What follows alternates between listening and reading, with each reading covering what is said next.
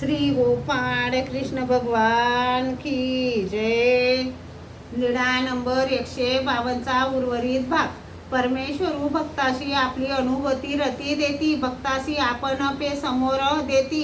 ज्ञानी अशी ब्रह्मीभूत करीती, ज्ञानी अशी पाठीशी घालीती, ज्ञानी अशी मोक्ष देती।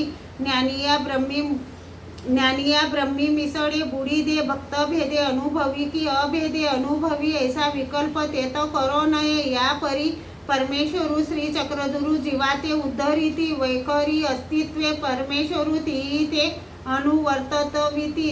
तव जव पुरुष विद्ये अधिनु नवे, तव ब्रह्म विद्ये अधिकारू आती। बोध काळी देवता परतिया सरती, बोध काळी मड कर्मे परते सारिती। बोधू देती जवसरी जीव चारी घडियापर्यंत अनातू होऊनी असे, मग केतुले एक दिसपर्यंत दैव वाट पाये, मग उदासीन होय। माहीन भट्टाला उद्धरण निरूपण करीत असताना सर्वज्ञांनी सांगितले, ब्रह्मविद्ये सकळ ही विद्या अनुषंगिका रिद्धी तत्वे प्रकटती, का विघ्न तत्वे प्रकटती।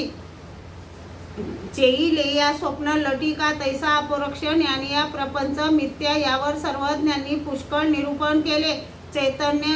चैतन्य माया विदेह पराशक्ती मुख्य तुल्य अंश रशीम दिव्य दिनस्त जडस्त स्थळस्थ घट घटाभिमानीय अनुच्युत जड उजड चिजड यव त्रिविध माया माया चक्र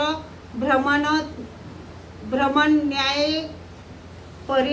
पर्यावर्षे जीव सकळी पावे। एक वाचोनी अच्युताचा अज्ञानी जन्मले, ते अन्यथा ज्ञान ते स्वर्ग नरक कर्मभूमी मोक्ष, या चतुर्विधा ते आप जवित असे।